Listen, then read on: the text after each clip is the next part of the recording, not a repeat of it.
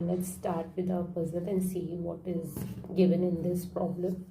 So it is being said that stone in a forest are laid out in 5 by 5 unit square such that there is exactly one gold coin hidden beneath stones in each row and column. यानी कि हर एक रो और हर एक column में exactly एक ही gold coin होगा. Okay. Now there is a grid given to us of 5 by 5, 5 rows and 5 columns, and then they have given us that R2C2 में जैसे 2 लिखा हुआ है, इसका मतलब है कि इसके एडजेसेंट जो भी सेल्स हैं उनमें से किसी में गोल्ड कॉइन्स हो सकते हैं. मतलब there are 2 gold coin adjacent to it, यानी कि इसके एडजेसेंट 2 गोल्ड कॉइन हैं. हम साइड वाइज को भी कंसिडरेशन में ले सकते हैं और डायगनली जो हमारे सेल्स हैं उनको भी कंसिडरेशन में ले सकते हैं.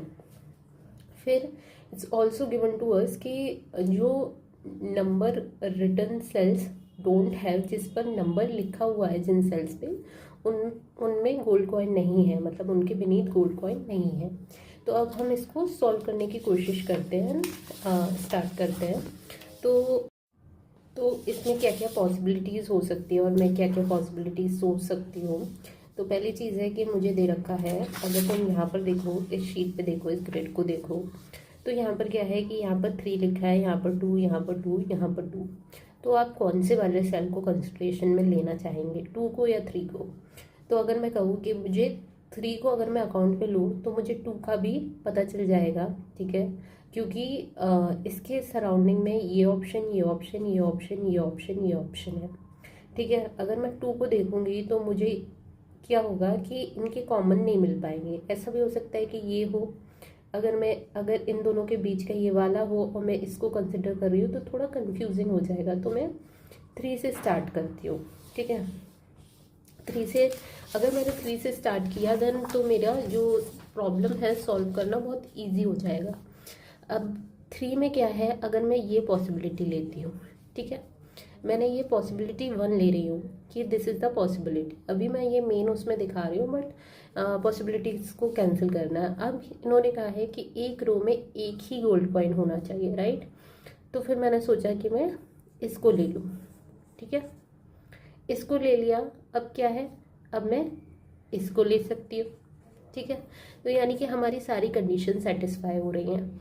ये वाली पहली कंडीशन में ही हमारी सारी कंडीशन सेटिस्फाई हो रहे हैं. बट मैं दूसरी पॉसिबिलिटी, क्योंकि ये मल्टीपल पॉसिबिलिटी सिचुएशन ना हो, इसलिए मैं इसको भी चाहूँगी कि मैं इनको भी देखूँ. ठीक है, 3, 2, 2, 2. ठीक है, अगर मैं इसको चूज़ करती, ठीक है, इसको चूज़ किया तो इधर चूज़ करनी पड़ेगी, इधर चूज़ करना पड़ेगा, राइट.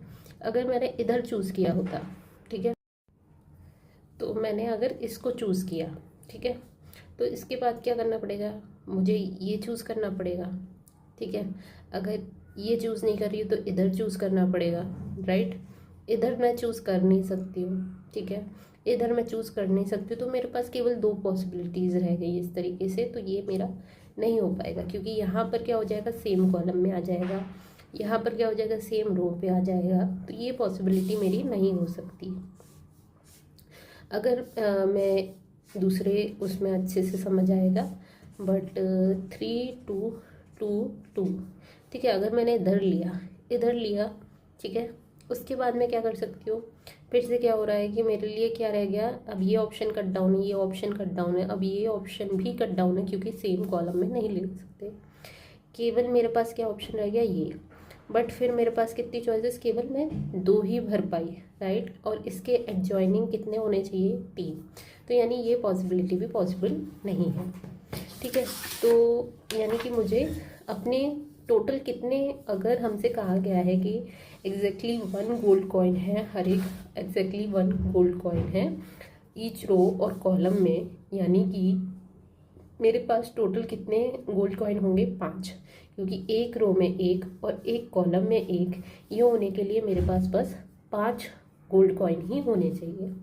ठीक है, अब उसके बाद अगर ये, तो मेरे 3 गोल्ड कॉइन मुझे पता चल गए. इसके एडजॉइनिंग अब मेरे पास क्या रह गया, 2, 2, 2. ठीक है, यहाँ पर इस वाले अब ये जो 2 है इसके इसके आसपास दोनों क्राइटेरिया मतलब 2 गोल्ड कॉइन मिल चुके हैं, यानी कि बाकी में गोल्ड कॉइन नहीं रहेंगे, राइट। इधर गोल्ड कॉइन नहीं आएगा, इधर गोल्ड कॉइन नहीं आएगा, इधर गोल्ड कॉइन नहीं आएगा, इधर गोल्ड कॉइन नहीं आएगा, ठीक है। अब अब इस वाले यहाँ पर तो गोल्ड कॉइन हो गया, ठीक है। इधर 2 का एक क्राइटेरिया फुलफिल हो गया। अब क्योंकि कॉलम 2 में ऑलरेडी गोल्ड कॉइन आ चुका है तो इधर गोल्ड कॉइन नहीं आएगा, इधर गोल्ड कॉइन नहीं आएगा, इधर गोल्ड कॉइन नहीं आएगा। और ये मैंने कैसे डिसाइड किया, R3 में रो 3 में ऑलरेडी गोल्ड कॉइन है, R2 में ऑलरेडी गोल्ड कॉइन है, तो इनमें भी गोल्ड कॉइन नहीं आ सकता, तो गोल्ड कॉइन इधर आएगा।